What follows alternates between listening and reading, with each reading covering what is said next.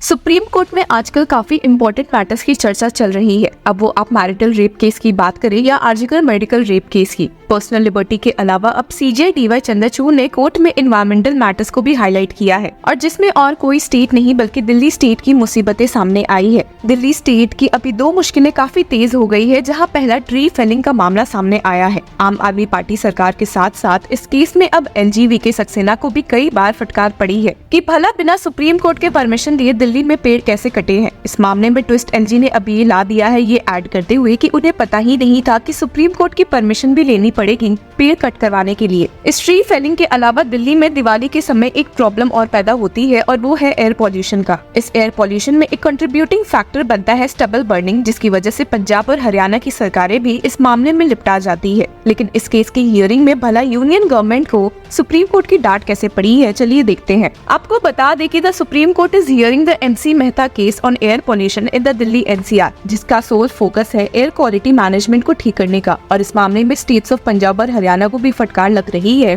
For their failure to penalize those violating the ban on stubble burning. Supreme court bench of justices Abhay S Oka, Nasuddin Amanullah और Augustine George मशी की bench के सामने जब senior advocate Singhvi ने पंजाब सरकार की ओर से मौजूद होते हुए कुछ पॉइंट्स रखे थे, तो सुप्रीम कोर्ट बेंच का सीधा ध्यान इस बात पे गया कि यूनियन गवर्नमेंट ने तो अभी तक इस मामले में कोई एक्शन नहीं लिया है, और सिर्फ ज्यादा मुसीबतें उनकी ही वजह से पैदा हो रही है। जी हाँ, आपने सही सुना। असल में इन्वायरमेंटल प्रोटेक्शन एक्ट के तहत सेक्शन 15 के अंडर उन लोगों को पनिशमेंट की जगह पेनल्टी मिलती है जो इस एक्ट के तहत इन्वायरमेंट को डिग्रेड करने की कोशिश करते हैं। हालांकि सेंट्रल गवर्नमेंट ने अभी तक इस सेक्शन के थ्रू किसी को पेनलाइज नहीं किया है, और इसी वजह से सुप्रीम कोर्ट बेंच ने यूनियन को फटकारते हुए कहा कि we will take the Union of India to task. It has not created any machinery. The Environmental Protection Act has become toothless. You have got rid of punishment and replaced it with a penalty by amending section 15 and the procedure to be followed for imposing a penalty cannot be followed। Union की ओर से मौजूद ASG Aishwarya भट्टी ने supreme court bench को हालांकि दिलासा दिलाया कि union इस मामले में 10 दिन के अंदर एक फैसला ले लेगी, पर सुप्रीम कोर्ट बेंच इससे फिर भी काफी नाराज दिखी है। और सुप्रीम कोर्ट बेंच ने डांटते हुए कहा कि ये सब मामला सिर्फ पॉलिटिकल होकर रह गया है और कुछ नहीं, and stated if these governments and you the centre was seriously ready to safeguard the environment then everything would have been done before amendment to section 15। This is all political, nothing else.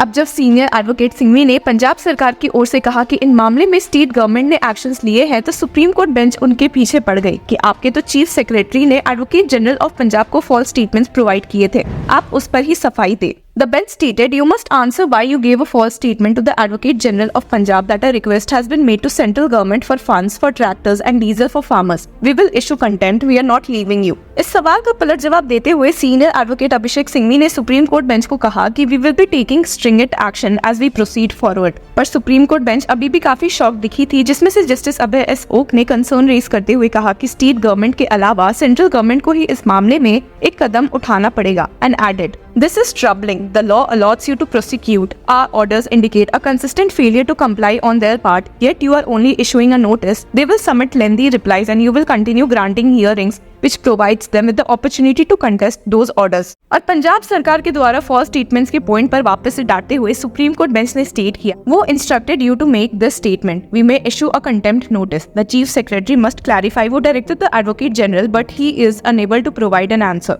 इसके बाद बारी I senior advocate Singhvi द्वारा records को submit करने की, और जहां उन्होंने शो किया कि उन्होंने कई केसेस फाइल किए हैं और कई में पेनल्टी देने का सोचा भी है, तो जस्टिस अभय S ओक ने सवाल करते हुए पूछ लिया, what actions have these officers taken. इसका जवाब देते हुए सीनियर एडवोकेट अभिषेक मनु सिंघवी ने रिस्पॉन्ड किया कि they will provide a representative sample of 3 or 4 reports from various clusters across the state, referencing page 78 of the affidavit. हालांकि जस्टिस अभय S ओक ने clarify किया कि this is not an action taken, it's an action plan. Which district in Punjab is the most impacted by this? Additionally, there are claims that the data provided by ISRO is inaccurate. We request an explanation for this। दूसरा सवाल करते हुए अब justice अभय S okay ने कहा कि what is the number of crop burning incidents reported this year, और जिसके जवाब में सीनियर एडवोकेट सिंघवी ने स्टेट किया कि as of today there are 1500 instances recorded। हालांकि जस्टिस अभय S ओक ने काउंटर करते हुए कहा कि you have taken no action against around 400 violators, और जिसके जवाब में सीनियर एडवोकेट सिंघवी ने स्टेट किया कि at times when we visit the site we find there's no actual fire or violation occurring। और इसके बाद अब जस्टिस अभय S ओक ने पंजाब चीफ सेक्रेटरी से सवाल करते हुए पूछ दिया,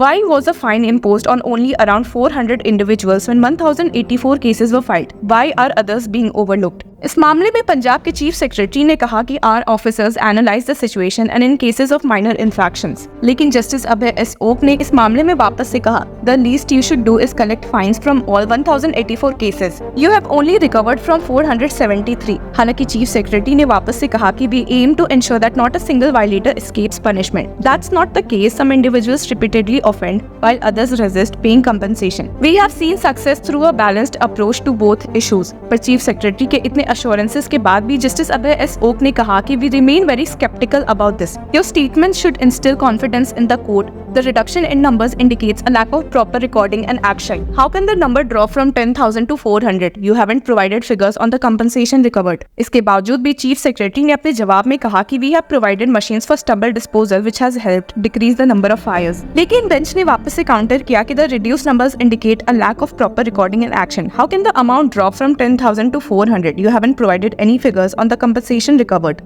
सिर्फ यही नहीं बल्कि सुप्रीम कोर्ट ने पंजाब सरकार को डांट भी लगाई है for collecting nominal fines ₹2500 each from farmers resorting to stubble burning. The state said the amount was fixed by the Commission for Air Quality Management. और डांटते हुए जस्टिस अभय एस ओक ने कहा कि giving license to violate by paying such a nominal amount, that's incredible. How much less amount? You're giving a signal to violators that nothing will be done against them. This has been for the past 3 years. और अब ये मामला supreme court bench द्वारा Diwali break के बाद सुना जाएगा। अब आम आदमी पार्टी और यूनियन में एक और मुद्दे को लेकर झगड़ा देखने मिला है, जिसके बारे में सीएम आतिशी ने क्या कहा है, एक नजर डाल लेते हैं।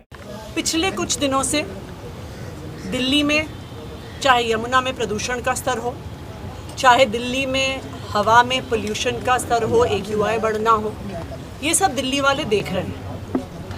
दिल्ली वालों को पता होना चाहिए कि चाहे यमुना का प्रदूषण हो, चाहे दिल्ली की हवा का प्रदूषण हो, इसके पीछे एक ही कारण है और वो है भारतीय जनता पार्टी की गंदी राजनीति।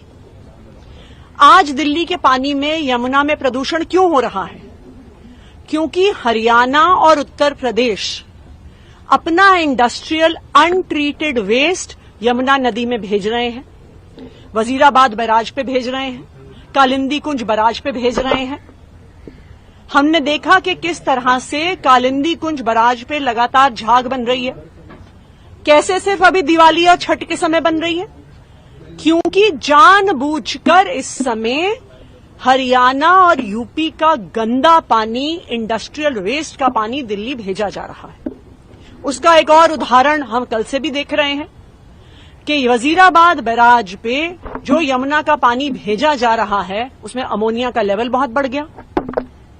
कल शाम तक 3 ppm पर अमोनिया का लेवल पहुंच गया, एक ऐसा लेवल जिस पर वाटर ट्रीटमेंट प्लांट में पानी ट्रीट ही नहीं हो सकता। और इस मामले में आपकी क्या राय है? Do let us know and till then keep following Law chakra.